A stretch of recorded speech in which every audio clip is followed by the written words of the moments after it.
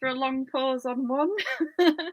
And I'm very happy to introduce you to my Gangland crime panel, who are all here. God knows what I've let myself in for today. But we're going to start off with them introducing themselves and their books, starting off with Kaz, because she's next to me and shares my name. Thank you, Caroline, or Kaz. Yeah, I'm Kaz Finlay. I'm a Gangland crime writer, and I've been writing, I think my first book came out in 2019. That was The Boss, which I've got here.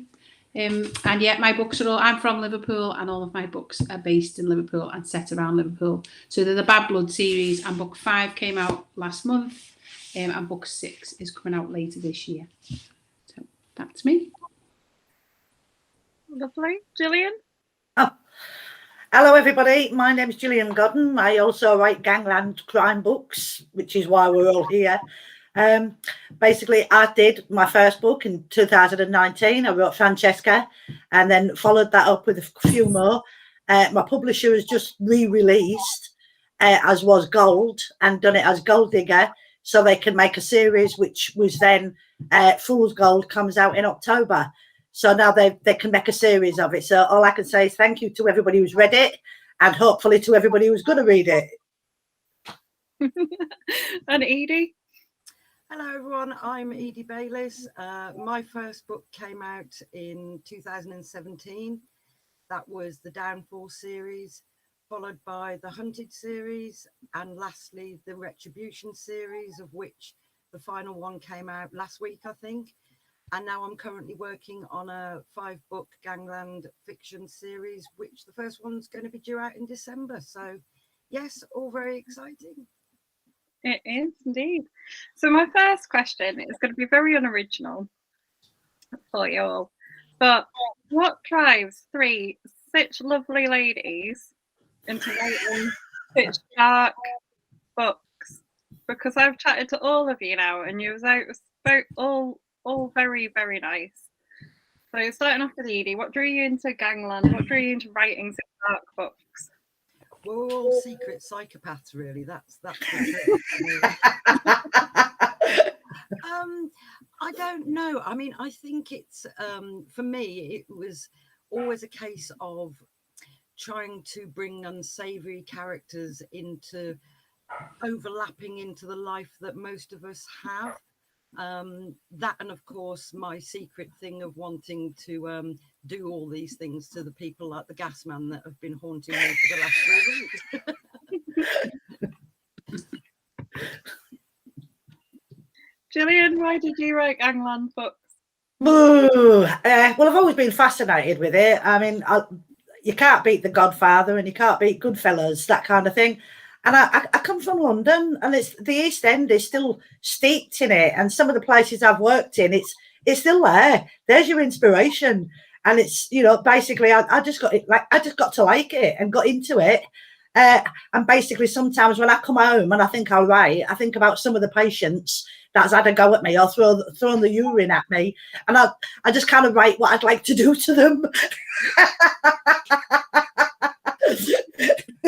So basically that's how I got into Gangland. It's just you're mixing in that area. I used to work in a lot of pubs where all that kind of thing went on, and it's just there in your face. So it weren't a case of making it up, it's just a case of writing your memoirs, really.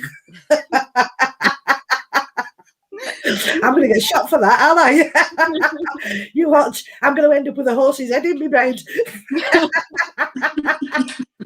And Kaz? You went all dark there. I know, I keep going. I think it's because I'm sitting in front of the window. There you go. I keep going dark. Which fits with the dark Gangland theme, doesn't it? So I think for me, I've always had a fascination about why people do the things that they do.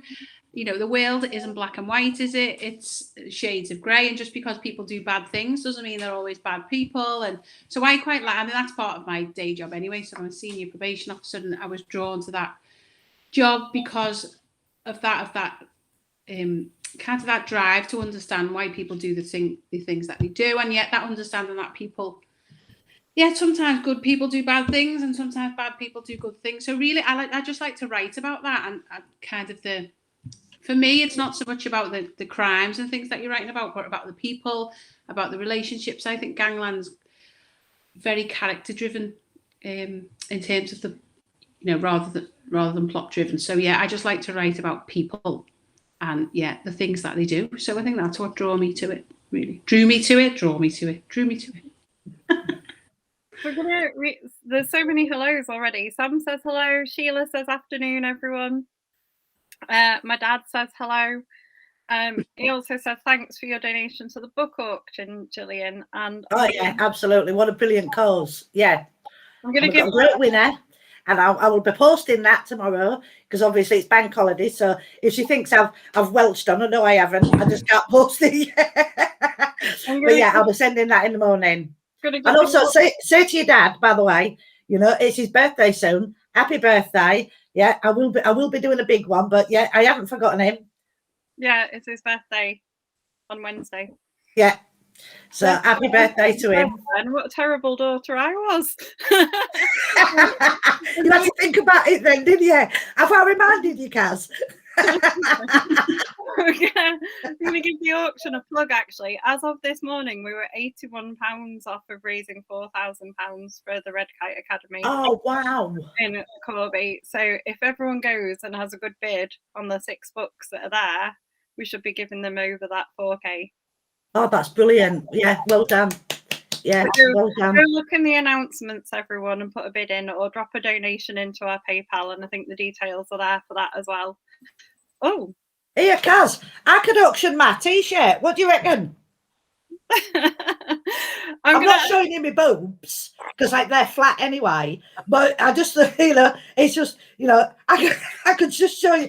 I could auction my T-shirt. So if anybody wants a T-shirt, give us a shout. Yeah, but you've got to be quickly. Just cost me a fortune. So, Barry Faulkner, I don't know how to ask this question, but I'm going to ask it because Barry writes in your genre. He said, were any of your families involved in crime? I think because he did know people who were. It's a bit of an awkward question, Barry, to give me. Straight in from Barry. Who wants to start us off with that one? Yeah.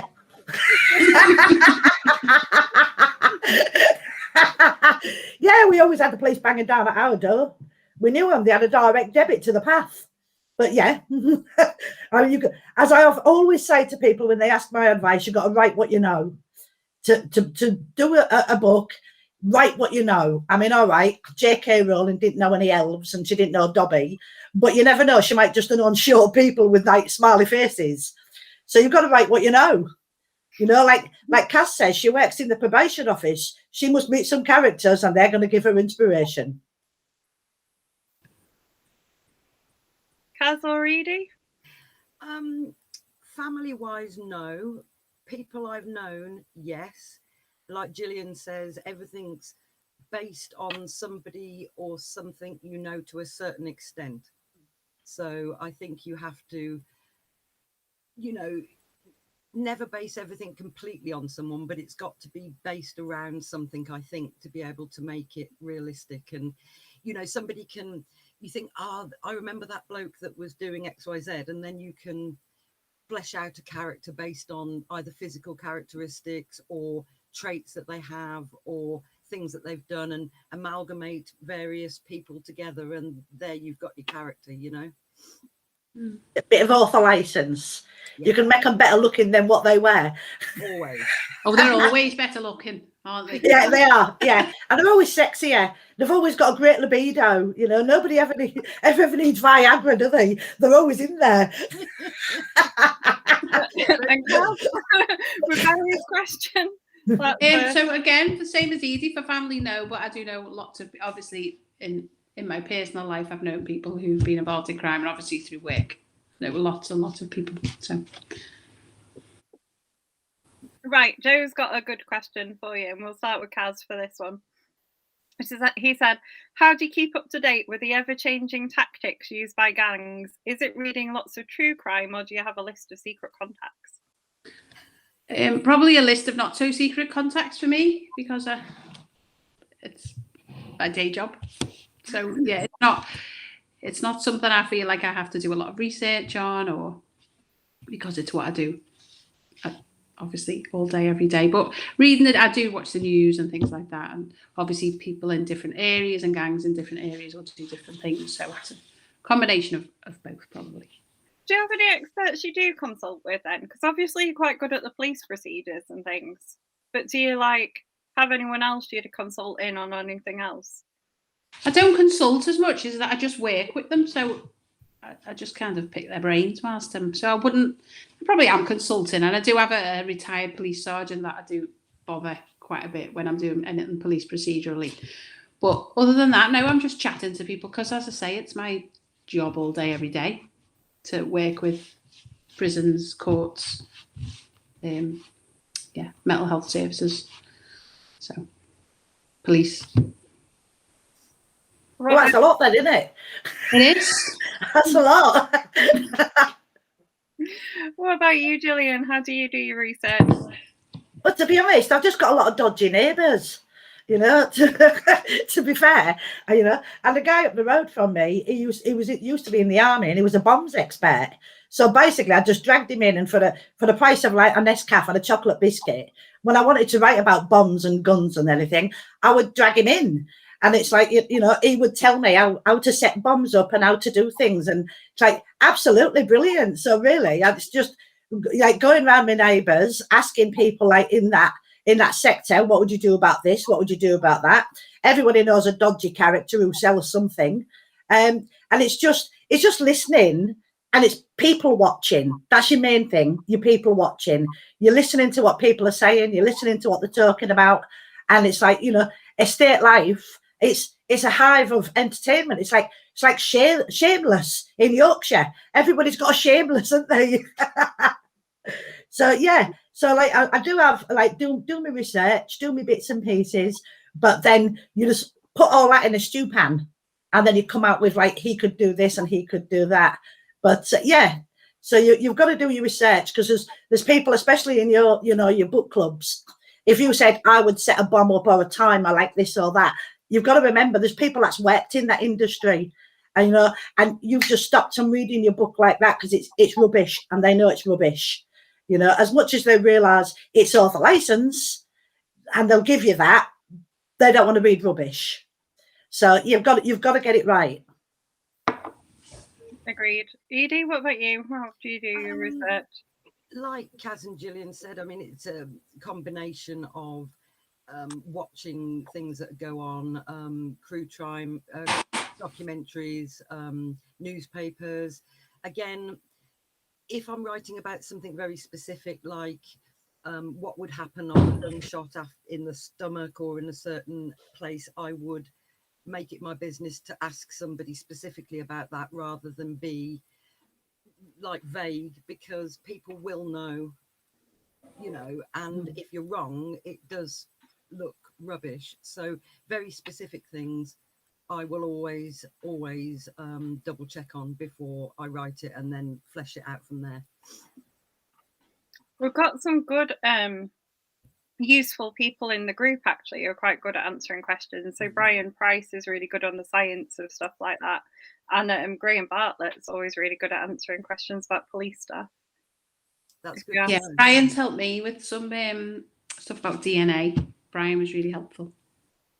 Yeah, I'm happy to help with people with stuff about DNA as well. Well, that's good to know. Yeah, now I can badger you. It's what I studied. I just usually throw it out on Facebook and go, does anybody know how you get in a courtroom without being frisked? And there's always somebody that goes, yeah, I'll do. And you think, oh really? So Susan, Gillian's friend, has asked, who's your favourite character in your own work? Am I? Oh, I've got two. But first of all, he's got to be Tony Lambiano, because he is one sex god.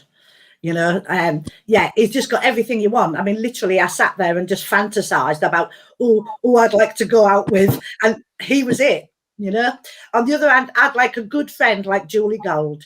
She's your tart with a heart. She's a really good woman, even though she's Mrs. Bitchy Sassy, and she's always got a great one-liner, but she's got a really good heart deep down.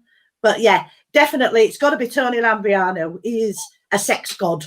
Yeah, I'd definitely go out with him. and do other things. And showing my t-shirt close up.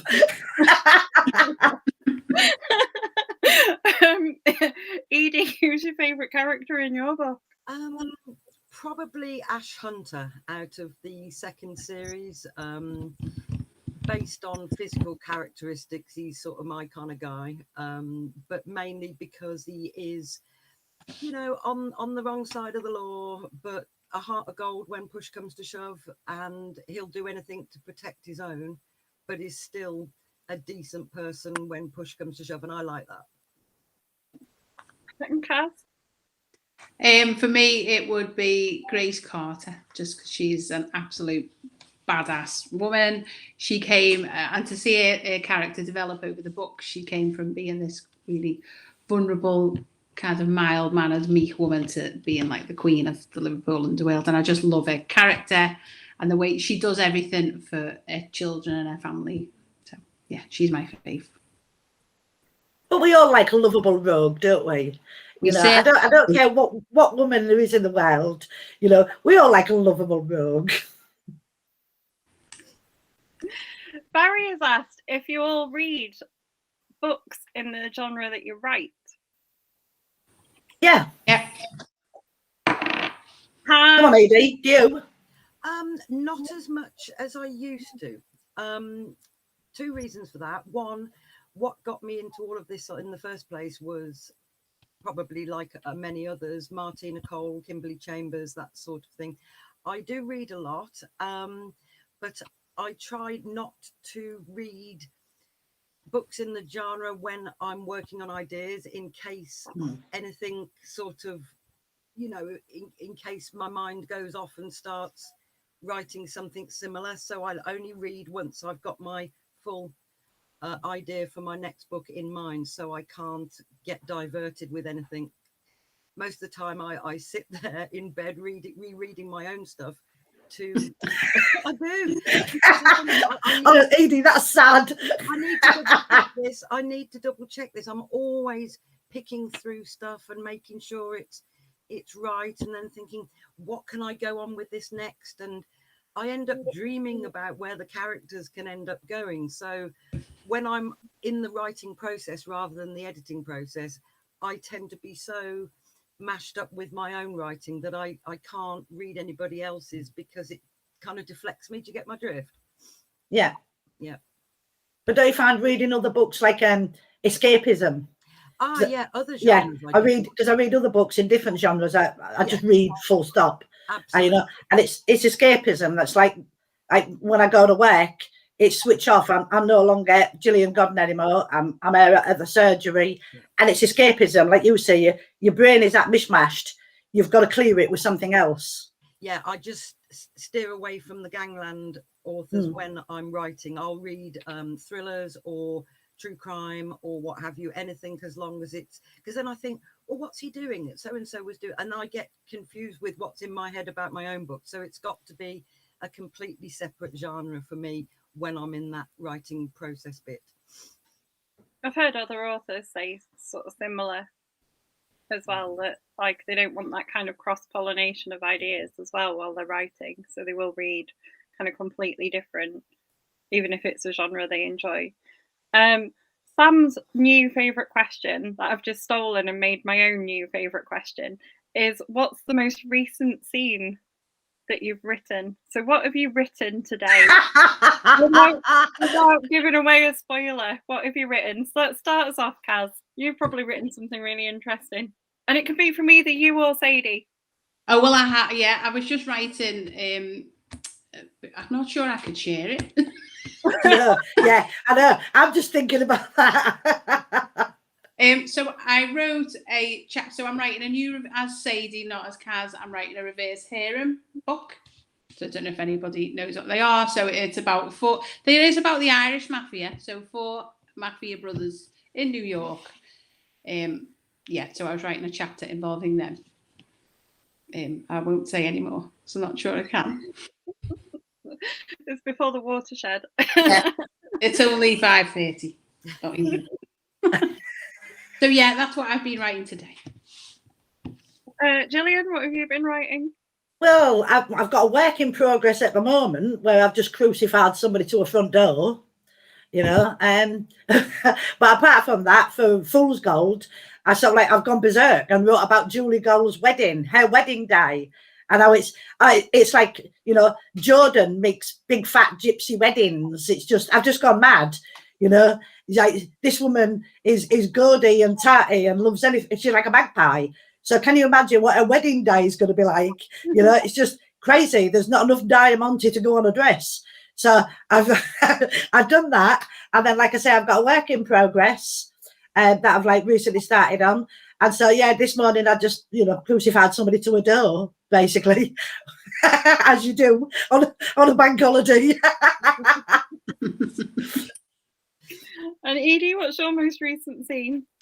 I've been writing a scene from the second book of my new series that I'm working on, so I can't say too much about it, but suffice to say, one of the characters has just discovered something that she's been looking for some time, and things are going to hit the fan, put it that way. Excellent. And one of our group favourite questions is your memorable moments as an author. So you can start us off this time, Edie. The memorable what? Sorry, I didn't. Your memorable moments as an author. So what's really stood out for you in your like time as an author? Oh gosh, I'm trying to think now. Well, one of the most memorable things for me was seeing my first book in print. That physical copy that you get, it's like I actually wrote this, and it's very odd because it's you can write things, but it doesn't almost seem real until you physically see it in front of you, and that was amazing. And then of course the most recent one was getting the publishing deal. That has been amazing. You know, I can't say anything more about that apart from the fact that it's, well, wonderful. So yeah, those two things mainly. Lovely. Gillian, your most memorable moments? Well, I agree with Edie. It is surreal. It's a really surreal world because you're just sat in your house and you're typing this story and you just think, well, nobody's ever going to read it, I don't think. And you're just doing it. You don't think what's going to come of it. But for me, the most memorable moment was when I did put it out there, and it's like somebody had actually read it and somebody had the decency to go online, go on Facebook and say, I enjoyed that. You know, Jillian Gordon, I really enjoyed it. For me, that was my memorable moment because you never think that far, and your goal is always to get at least just one person to read it and enjoy it, and then that's all your hard work paid up, you know. And so when you do get that one person, you know, when you've never written a book before, you get that one person who goes, I read your book and I really enjoyed it, you know, that is the biggest buzz ever. Absolutely. It's just you've cracked through it, you've done it, you've got a reader, and it's, yes, that is the best. And Kaz? Yeah, there's been so many, but probably the two that stand out the most are when I did when The Boss came out in paperback, and I did a signing event at Liverpool Waterstones. So that was amazing. And then the second, again, it was involved in The Boss, but it got into, I think it got to number 64 in the whole Kindle store. So I'd always wanted to get in the top 100 and felt like it was something I could never achieve. So when it did that, it was like amazing. But again, just getting that publishing contract as well, when you get that email, mine was via email, dropped into my inbox, and it was, incredible. There's just so many, isn't there? So many highs, plenty of lows as well, but so many highs as an author, but they are the things that stand out for me. Joe has asked what the most difficult subject or scene has been to write, and how did you handle your emotions at the time? And he's put brackets gin ? I think he knows us. Well. He knows me and Sam well. So Kaz, going to start us off? Do you know what? I can't think of any that's made me really emotional. Probably I'm not really affected by the things that I write, and that I think I get so engrossed in it that they don't affect. It sounds strange to say you're so engrossed in it, don't really affect you, but Yeah, I don't get emotionally affected a lot by my writing in that I can't deal with it or I need something, I do enjoy a gin, but probably the hardest to write was the end of the boss, just because I didn't want to do that to the character. So sometimes, there's things that I do to the characters and I'm so invested in the characters, I'll think, oh, I really don't want to do that. And I have to race through writing the outcome for them where things are better, because I won't feel better. Actually, I'm saying I'm not emotionally invested. I am very clearly. Until I've written that chapter, it hasn't happened. And so I feel really bad for them. So I suppose I just do that. I write through it. That's the way I deal with it. Write, if they get in better times, I write the better outcome for them. So, that was a very convoluted answer, sorry. Gillian? I don't know. I always kind of get emotional, to be honest, because you write these people and they become a part of you and you become a part of their life. And so when they have a high, when you're typing, you think, we're having a good time. And when they're having a low, you think, oh, I'm really sorry about this. And especially, when I'd come to the Lambiano series and I'd finished it, obviously I had to kill off one of my main characters. And apart from people going, how could you do that? Oh, I had a lump in my throat. I'm like, yeah, how do you think I felt when I wrote it?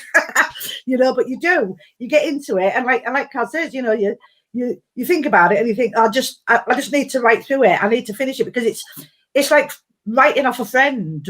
These people are, oh God, I'm going to sound like the men in white coats now, but basically you've got these people in your head. You can see them, you can hear them. You know what they're going to do. They're like your best friends.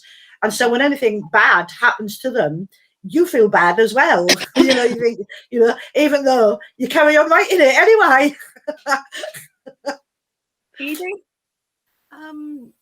Yeah, like Gillian said, you do get invested in your characters. And a lot of my characters are the ones that you love to hate sort of thing, or just hate full stop. And sometimes I find myself sitting there and I'm thinking, God, I really hate this bloke. It really starts irritating me. And I'm almost like gnashing at the teeth, writing it, thinking, what a complete toenail for doing this. And it all irritates me to the point where I can feel myself scheming something else up for him or her or that sort of thing. You do become so engrossed with the characters. It's almost like they're physically there. And the other parts, nothing really bothers me per se, but there's been some scenes that are quite gritty and quite difficult, and I wanted to try and do them in a way that didn't seem too flippant, and so there was some sort of thing behind it rather than, oh, and this happened and then moving on. So I do try to cover more difficult subjects in a little bit more sensitive if I can, rather than just throw away comments and stuff, so I'm more aware of those sort of subjects. But yeah, the characters that do the really despicable things, I get really annoyed with them. I think, right, I'm going to have you in the next scene. I'm still reading Joe's question, thinking how much fun it'd be to take all you three out for a gin. Oh, is that an offer? Yeah. If he's buying, yeah, I'll go to the opening of an envelope. Yeah, that'll do. Yeah, all right, Joe. Mine's a double. Barry says, do you plot out the book chapter by chapter first, or just start writing with one brilliant idea and see where it goes? Go on, Edie, you start us off. I write completely on the fly. I have a base idea. I start, I write, and then I put chapters in, and I think, right, I'm going off on the subplot here. I'm doing a subplot there, and then maybe a vein I'm going down, I'll bin off completely and write something else in, and it writes itself. It gradually comes into the story, and I probably end up making more work for myself doing it that way, but it's the only way I can do it. I couldn't work to a specific script. I know some people do and it works for them, fair play, but I do write on the fly. Jillian? Yeah, I agree. I mean, sometimes I've written the ending before the middle. So it's like, I know what I'm going to start with. You've got that planning board. You know what you're going to write and what you think. And it's a case of you've got to put it together. But then you might write chapter 10 and chapter 5, and then eventually you've got to sit down and knit all this together. And with my ending, you know, then you've got your goal, you know what's going to happen to these people, and you're building on it. And as Edie says, then it just ends up writing itself. You know what's coming, and you're building on those characters all the time, making them stronger as they go. So yeah, sometimes I've written sort of like the beginning and the end, and I forgot the middle bit. Okay. Yeah, exactly the same for me. Complete pantser. I don't like following a plot. I hate having to give outlines to my editor, to my publisher for like the next, because I'm like, oh, can it be very vague? Because I really don't know what they're going to do until I sit down and start writing, because they are so character driven, aren't they? So until you sit down and put them in the situation and start writing, I don't know what they're going to do until they're out there on the page, let loose. So yeah, definitely very much a fly by the seat of the pants kind of writer. Because they do it themselves. The more you're bringing these people alive, you know, you're mentally thinking, you know, how would you do this? How would you open a door? How would you talk to that person? How would you look? That then makes you write it in that way. But I agree with Kaz. When a publisher says, what's your next book? You think, you know, and you come out with a load of codswallop, don't you? And then it comes to it and they go, I thought it was going to be about that. And it's like, yeah, it was, but I've just tweaked it a bit. It's better. Works better, does it? Oh, Kaz, I know you're a big fan of fonts. My mister's just downloaded me a load onto my computer. I love a font. All brand new ones like Alice in Wonderland and Jurassic Park. And I bet Edie, look, it was Edie possibly who got me onto fonts as well, because Edie very, very kindly designed my very first self-published cover, not as Kaz as my other self. And yeah, fonts are so important when you cover designing. So it was partly your fault, Edie, that I am now addicted to fonts. So it's okay. I love them. Love fonts. Really relaxing font shopping. I thought about you when he was doing it. It was like when someone come in was like, I know someone who'd be impressed with these. Would you all write in other genres? So I know Kaz does. Tell us about a little bit about that. And would any of you others write sort of outside of gangland crime? Yeah, I could do like, you know, Gillian, Shades of Greys. Yeah, I could do that. But I could do a bit of romance. I might just do a bit of romance and throw in a lot of sex, you know. So yeah, I could write another genre. And to be honest, I quite like dystopian. I like them kind of books, you know, the dystopian books. So I quite like them, you know, about women and things. So yeah, I could do that easily. Edie, would you write in other genres? I could probably do more of the romance side of things, I suppose, because a couple of the series have got quite graphic sex scenes in, to say the least. Not so much the last two, but the previous ones. So I could do those, and I've always fancied to go at like the psychological thrillers as well. So I would have a go at those. Yeah. Kaz, you ventured into other genres. Yeah, so I write it's called dark mafia romance. So it's got many classifications. Steamy romance. So I'm writing that as well at the moment, which I really, really enjoy. But I'm also got a paranormal romance series that I'm going to start writing next year, which is slightly different again. And I've also got I've got so many that I want to write. Psychological thriller, again, like Edie, that I've had the outline. I do actually have an outline for this one that I've been desperate to write, but I just don't have the time. So yeah, I'd write in many different genres, as many as I can.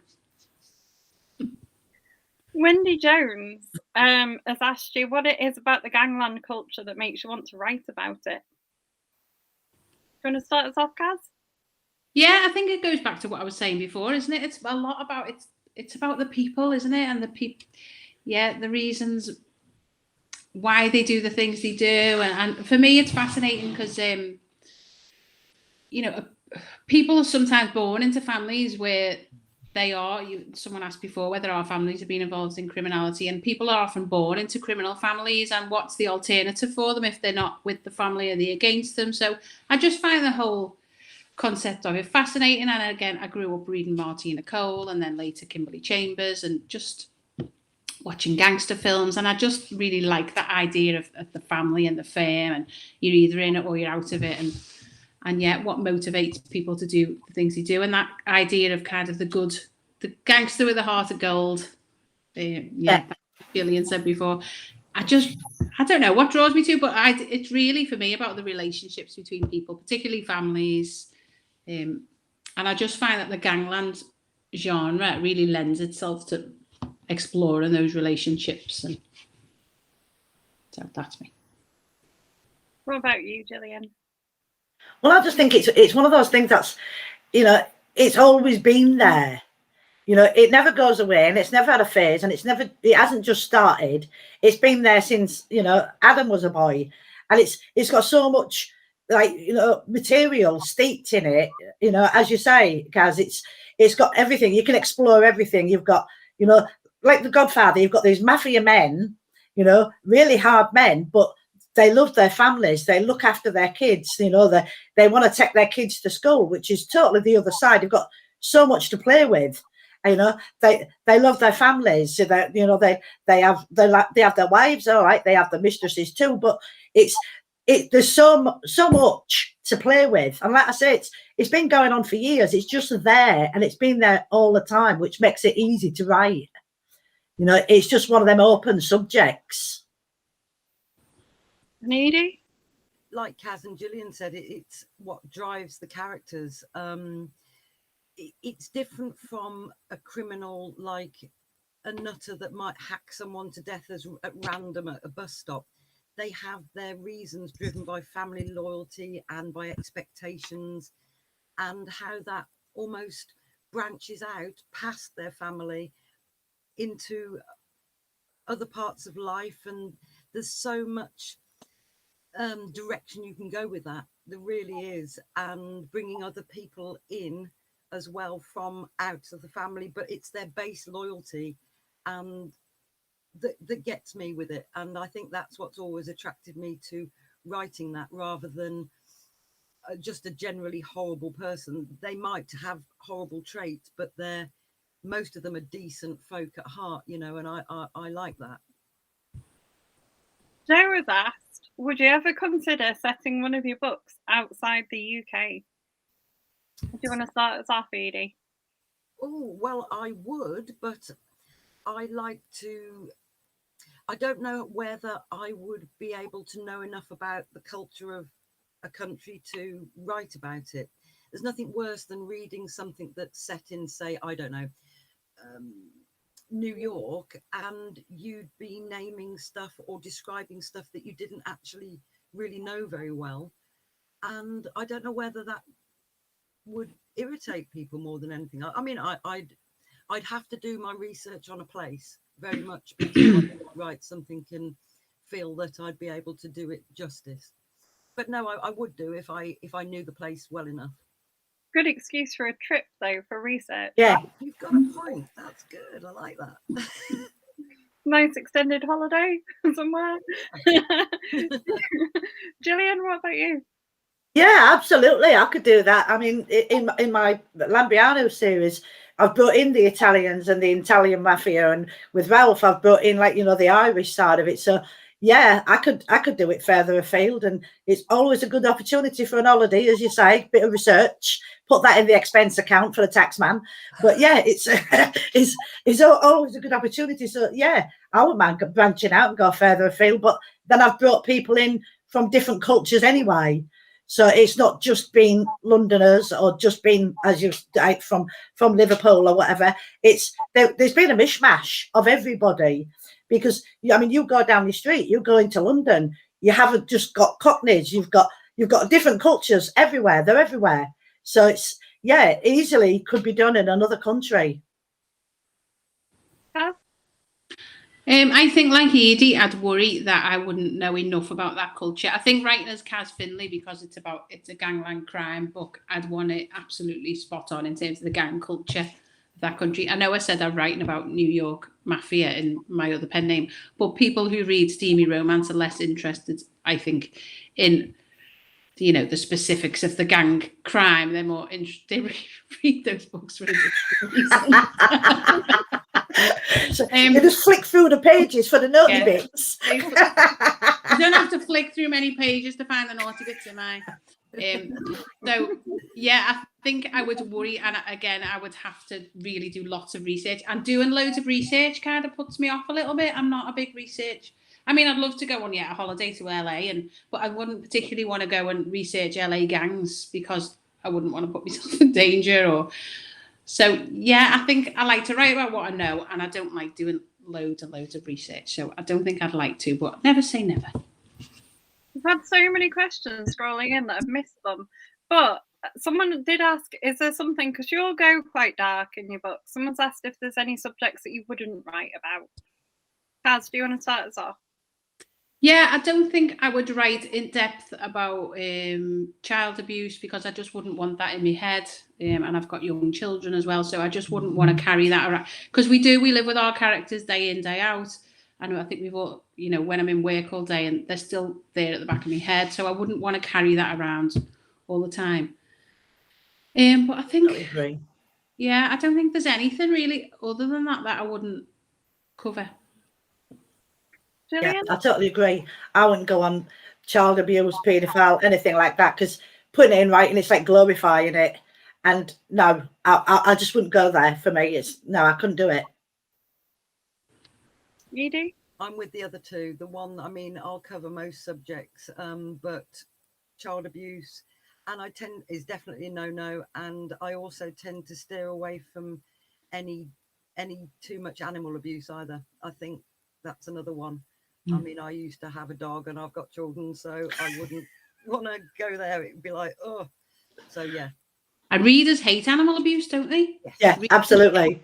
Yeah, they don't mind him killing his wife, but if you kick your cat, no. That's right. But yeah, no, I couldn't write about children. Not my thing. No. I think there's a website you can go on and see if the animals been harmed in a book before you read it. Really? Really? Oh yeah. That's how people would get very emotional if you said he's just killed a dog. No, you'd probably get a grenade through your letterbox. So yeah, no, they don't mind him killing that bloke up the street, but leave your dog alone. And Barry has asked, with DNA and the new forensics getting better each day, will you have to keep your settings pre-2021? Edie, start us off. Well, I don't tend to have much of the police involvement with my books at all, purely because I like Cass said, I don't want to do too much research because I want to write, and also lots of crimes do go undetected for a very long time, and so I sort of base everything on the criminality side of things and how that works, rather than anything to do with the DNA side of things or police procedurals. Gillian? To be honest, if I want to do anything medical sided or ask about drugs or anything, I'm surrounded by doctors and they've been great. Whenever I go in there and say, what colour does arsenic, turn your tongue, they're really good about it and they're really interested in that kind of thing. So for anything, if I am going to DNA or anything medical, I'm surrounded by doctors. So yeah, they think I'm a bit weird, but then most people do anyway. So, I forget that. But, being surrounded by the people in that profession who can give you that kind of information helps a lot. Yeah, I would just, again, I don't tend to, there was quite a bit of police procedural element in Traitor in the House, which has just come out. But generally, I tend to stay away from that side, and cover more the criminality side of it.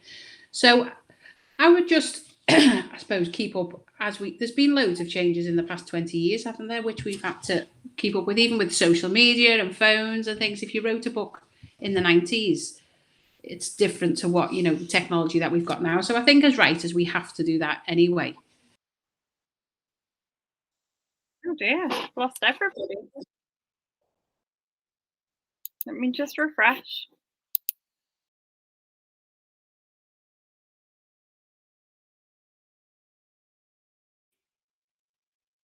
Well, that went well. I've lost all of my authors from the panel. Let's just hang on while I see if I can get them back in. And in the meantime, like we said, go and check the announcements for the auction because there's some really, really good books up today. And we need to get over 4,000.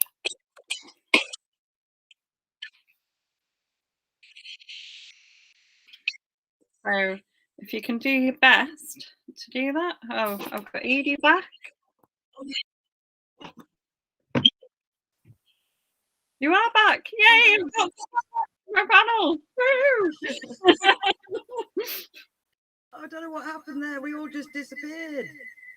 Yeah, there's only you back though. I've still got Gillian and Kaz gone.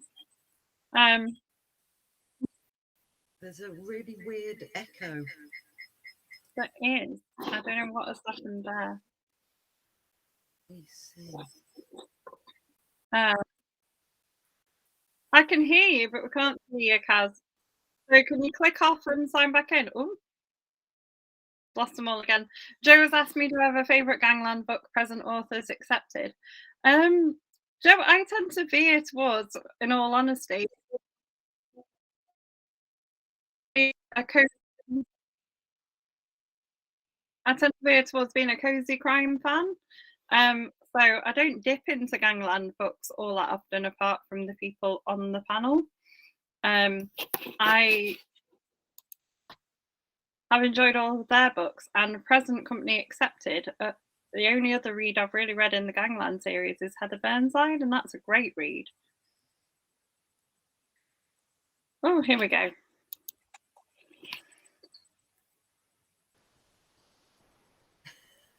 Are we back? I think You're back. I can't even remember where we'd got to after all of that. I was answering a question, but I can't remember what it was. Let's go back. I'll just go back and check all of the questions while we were there. Someone's just asked me what my favourite Gangland book is, and I think that's a good question for you two. Oh, I've got my answer to that. Oh, do you want to go first then? Well, it's not even strictly Gangland, but it was written by the queen. Well, is she the queen? I don't know what she's called, but Martina Coles was the lady killer. that's the same as mine. Oh, it's just a phenomenal book, and it's what got me. That's the first Martina Cole book I read. It's what got me into the genre, and I still absolutely love it now. And George Bond is one of the best villains I've ever read about. He's so creepy, and so the Lady Killer is definitely my favourite. Excellent. Edie, favourite Gangland book? Same as Kaz's, definitely The Lady Killer by Martina Cole. That was the first one, and I also love Dangerous Lady as well. Yeah. Jillian? Oh, I'm back with all right, yeah. For me, I'd go with Widows. Really enjoyed Widows. Oh yeah. So yeah, more like your Linda LaPlante. It's Widows. I thought was an absolutely brilliant book. Yeah. That was a question asked to me, and I'm going to say I sort of fluffed and was like, I can't really remember any. The Godfather is a good classic. Brilliant. Love it. Must have watched that a million times. Yeah, absolutely. One of the best. To me, that's the Gangland books. It's a good one. So I'm so glad. Oh, I don't know what happened there. One minute you were all answering, and then all three of you disappeared. It's because it's a crime, you see. That's it. Secretly, Kaz, you killed us all off in one. If I ever write a book. Yeah, I want to kill 3 people at once. I don't think the world needs me writing a book. So we apparently have reached over our £4,000 now for our charity. Oh, yeah. Fabulous. Which is That's excellent. brilliant. Tony said they thought we'd sent the boys round. Well, yeah, I think so as well. It's like, I mean, you only have to say we're rubbish. You don't have to cut us off. What's the funniest review you've ever had of one of your books? Oh God. Edie, you start us off. You're at the top, and you went, "Oh God," in a way that the one came to your mind straight away. Well, there's two here. The first one is the amazing 1-star because her Kindle didn't download it because she had her Wi-Fi switched off. That was super. And then there was another one that didn't like characters with blonde hair. Clearly, that really makes a book rubbish, doesn't it? It's both excellent reviews. Gillian, what's your funniest review? Oh, I've had a couple. I actually had one woman who really liked my book Francesca and fell in love with this with character Tony, and she actually reviewed it, called him the Italian stallion, and she said, you know, when she was in bed with her husband, she kept the book under her pillow, and that kind of worried me a little, you know. And I had another lady who she'd read Dangerous Games and she'd read Dirty Dealings. And when she reviewed it, she called it Dangerous Dealings. And I thought, I'm not quite sure what she's read here. And she went, oh, I really enjoyed Dangerous Dealings. I thought, I think she's just read half and half. So, yeah. And when they get your name wrong, I don't know why, but everybody spells my name wrong. So, like, that's another one. You think, I thought I had a good review and I haven't. It's somebody called Goddard. Kaz, funniest review you've ever had? Oh, do you know what? I can't. None really. The only one that stands out, I remember, is it was a 1-star review, and it was this is, and like capital letters, this is nothing like Linda LaPlante. And I was like, oh, I wasn't aware that, you know, I was being penned as a Linda LaPlante. So yeah, that stands out. But I can't think of any that are particularly funny. That one stands out. Yeah. Now we're all opening back up again. Are any of you going to any like author events anytime soon? Are you going to any real life author events? Kaz, you do Perfect Crime, don't you? Yeah, so I am going to Perfect Crime. Our first, it's our second event, but our last one, our inaugural event was live last year because of COVID, obviously because of the pandemic. So this year we're having our first live event at Liverpool's Radisson Hotel. Can I do a little plug? So tickets are online. We've got an amazing lineup of authors, so crime panels right throughout the day. So I am really, really looking forward to that because it's the first, obviously, festival that I've ever been part of organising. So yeah, that'll be really, really good, really exciting. And so I'm on 2 panels, moderating and being interviewed. But we've got great. I see Mike's on next, isn't he? Mike's on one of our panels, Mike Craven. MW Craven he is, isn't he? So yeah, we've got amazing lineup. So I can't wait for that on 13th of November. Yes, Mike Craven's finishing off our festival with in conversation with William Shaw. Gillian, you going to any real life author events? I've got no plans as yet. You know, I'm waiting to be invited, basically. But yeah, as of yet, I've got no major plans. No. Edie? I'm still having to stay in the shadows at the moment with this COVID thing. So until I've had some surgery, yeah, I'm a bit stuffed with going back out to the masses, really, which is really frustrating but that's just how it is, isn't it? So maybe soon, hopefully. Oh, that's nice. Mike said he's looking forward to Perfect Crime. So are we. And Jillian, I was never invited to panels. That's why I decided we would, so me and another writer and a publisher decided to set up our own crime. That's a good idea, actually, because like I say, if you wait to be invited, you're going to be an old lady, aren't you, you know?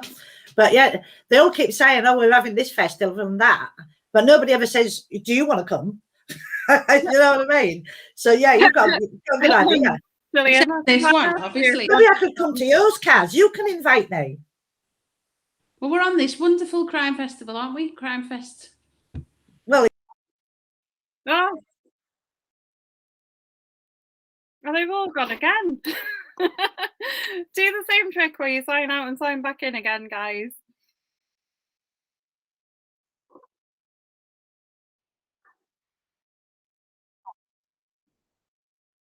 And then we'll finish off. We've only got 5 minutes left anyway. By the time they come back in, we'll give them a chance to sort of tell us about their books and things. Here we go. We've got Edie back.